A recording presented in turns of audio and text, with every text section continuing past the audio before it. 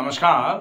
आज से ही व्यायाम करना चालू कर देंगे यदि व्यायाम के ये लाभ जो हैं आप समझ जाएंगे। सबसे पहले व्यायाम शरीर के लिए, शरीर को स्वस्थ रखने के लिए आज की दिनचर्या में सबसे अहम भूमिका निभाने वाला काम है। इसलिए व्यायाम तो अति आवश्यक है ही, लेकिन व्यायाम क्यों करना है आज इस बात को बहुत अच्छे तरीके से समझते हैं। दो ऐसे श्लोक हैं जिनके मीनिंग अगर आपने समझ लिए तो रोज व्यायाम करने पर मजबूर हो जाएंगे आप। इस वीडियो को अंत तक देखें ताकि व्यायाम किस तरीके से आपके शरीर में क्या क्या फायदा पहुंचाने का काम करते हैं आप अच्छे तरीके से समझ लें। अगर वीडियो आपने अभी तक इस चैनल को सब्सक्राइब नहीं किया है तो प्लीज इस चैनल को सब्सक्राइब भी कर लीजिए ताकि जो भी वीडियोस भविष्य में बनाए जाएं उनके नोटिफिकेशन आप तक पहुंचते रहें। सबसे पहला श्लोक, व्यायाम का मूल फायदा क्या होता है। सबसे पहला है व्यायामात लभते स्वास्थ्यम दीर्घायुष्यम बलम सुखम। तो व्यायाम से लाभ के रूप में आपको क्या मिलता है, लाभ व्यायाम के क्या क्या हैं। सबसे पहला लाभ है लभते स्वास्थ्यम, आपको स्वास्थ्य मिलता है। लभते स्वास्थ्यम दीर्घ आयुष्यम बलम सुखम, दीर्घ आयु और बल और साथ में सुख, ये सारी चीजें आपको व्यायाम करने से मिल रही हैं। साथ में व्यायाम का एक जो मूल फायदा है आरोग्यम परमम लाभ्यम। आरोग्य जो है, आरोग्य का मतलब क्या होता है कि शरीर में रोग नहीं होगा। आरोग्यम परमम लाभम, ये आपका लाभ के रूप में, परम लाभ के रूप में आरोग्य मिलता है व्यायाम नित्य करने से। और स्वास्थ्य सर्वार्थ साधनम, पूरे तरीके से अगर स्वास्थ्य की साधना आपको करनी है, शरीर को पूरे तरीके से स्वस्थ रखना है तो व्यायाम अति आवश्यक है आपके लिए। अब दूसरे श्लोक पर हम जाते हैं। दूसरा श्लोक जो है वो कहता है कि अगर कोई व्यक्ति नित्य व्यायाम करता है, व्यायामम कुर्वते नित्यम, जो व्यक्ति रोज व्यायाम करता है उसको फायदे के रूप में क्या मिलता है, विरुद्धमपि च भोजनम। अगर वो व्यक्ति विरुद्ध भोजन भी करे, विरुद्ध भोजन का मतलब क्या है, जो इनकॉम्पैटिबल फूड है, रॉन्ग कॉम्बिनेशन का जो फूड है जिसको कहा जाता है विरुद्ध आहार। और विरुद्ध आहार के लिए एक बहुत अच्छा श्लोक लिखा गया है कि विरुद्ध आहार क्या है, विरुद्धमपि च आहारम विद्यात विषगरोपमम। अगर विरुद्ध आहार आप ले रहे हैं तो ये आपके लिए स्लो पॉइजन का काम करेगा। विषगरोपमम, विष के समान है ये। तो वो व्यक्ति जो नित्य व्यायाम करता है वो अगर विरुद्धमपि च भोजनम, विरुद्ध आहार भी यदि ले रहा है तो उस आहार को लेने के बाद भी निर्दोषम परिपच्यते, ये मैं पूरा श्लोक भी बता रहा हूं अभी।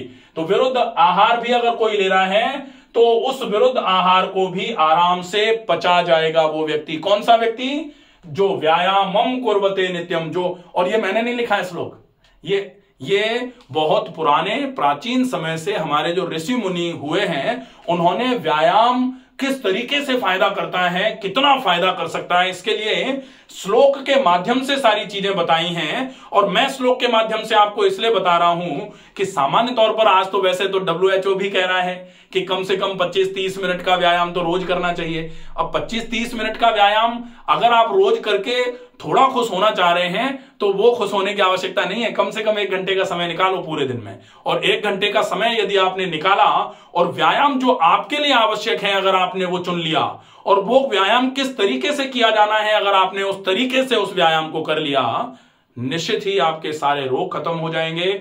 आपको किसी भी चिंता में पड़ने की आवश्यकता नहीं होगी, क्योंकि अगर कोई व्यक्ति व्यायाम नहीं करके बाकी सब कुछ करेगा तो उसकी कोई गारंटी नहीं है कि वो ठीक रहेगा या नहीं रहेगा। लेकिन अगर कोई व्यक्ति व्यायाम अच्छे तरीके से कर रहा है, क्योंकि रोग का मूल कारण क्या माना जाता है, रोग का मूल कारण माना जाता है सर्वे रोगा मला वसा, सर्वेसाम रोगाणाम निदानम कोपिता मला, या फिर micro organisms are the main cause of disease, या फिर जो कहा जाता है कि आपके जिजीविषा, जो आपकी इम्यूनिटी है उसकी कमजोरी रोग का कारण है। लेकिन सारे के सारे कारणों के पैदा होने का कारण क्या है कि आप जो खा रहे हैं वो डाइजेस्ट नहीं हो रहा है। और डाइजेस्ट क्यों नहीं हो रहा है? क्योंकि आप काम नहीं कर रहे हैं या व्यायाम नहीं कर रहे हैं।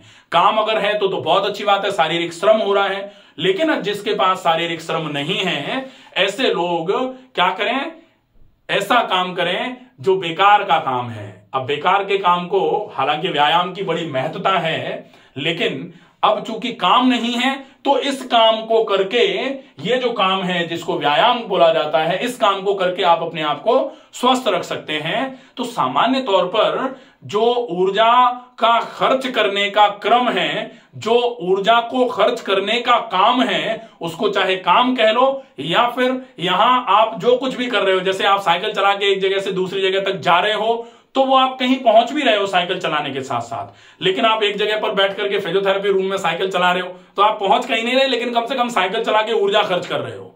तो वहां ऊर्जा खर्च तो कहीं पहुंचने में ही हो गई, काम भी हो गया और ऊर्जा भी खर्च हो गई, अलग से कुछ करने की आवश्यकता नहीं है। लेकिन यहां आपको समय निकाल करके एक रूम में बैठ करके साइकिल चलानी पड़ेगी, या फिर आप साइकिल एक ले लो और सवेरे सवेरे आपको कोई काम नहीं, कहीं जाना आना नहीं है, लेकिन आपको 5 चक्कर काट के आना है, क्योंकि आपको बोला गया है, आपके जो ट्रेनर हैं उनने बोल रखा है कि आपको 5 किलोमीटर 6 किलोमीटर साइकिल चलानी है सवेरे सवेरे, उसके बाद व्यायाम कराएंगे। तो यह व्यायाम बोला जाता है। अब इस व्यायाम में एक और श्लोक जुड़ेगा, और वो अब आप यहां गौर से समझिए कि व्यायाम का एक और बड़ा फायदा क्या है।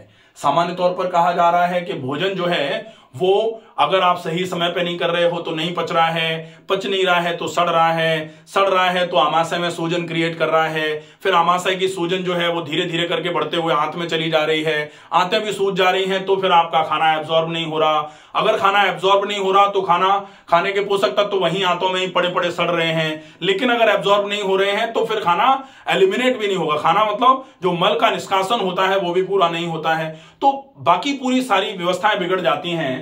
लेकिन ये क्यों बिगड़ती हैं? तो क्या कहा जा रहा है, व्यायामम कुर्वते नित्यम विरुद्धमपि च भोजनम।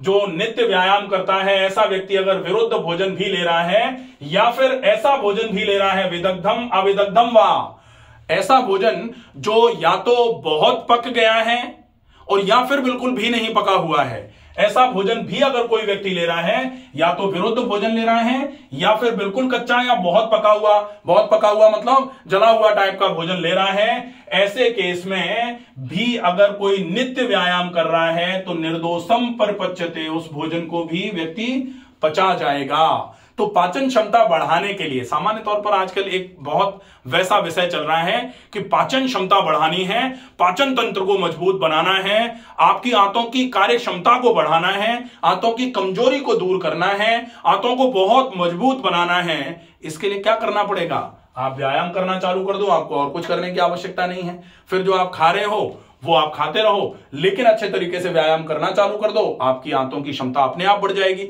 अगर आप और जल्दी बढ़ाना चाहते हैं तो कुछ समय के लिए हल्का भोजन करो और उसको बहुत चबा के खाओ, साथ में ज्यादा व्यायाम करो, आपकी ये समस्या पूरे तरीके से खत्म हो जाएगी। तो ये जो श्लोक हैं, व्यायाम के जो लाभ हैं, वो आप इन दोनों श्लोकों को अच्छे तरीके से लिख करके रख लीजिए और उन श्लोकों को याद कर लीजिए अगर आप चाहें तो। उसके बाद फिर व्यायाम नित्य करिए और निश्चित ही ये व्यायाम आपके सारे के सारे रोगों को दूर करने में आपकी सबसे ज्यादा मदद करेंगे। आशा है ये वीडियो आपको पसंद आएगा, ज्यादा से ज्यादा आप लोगों तक इस वीडियो को पहुंचाएं। स्वस्थ रहिए, सुरक्षित रहिए, धन्यवाद।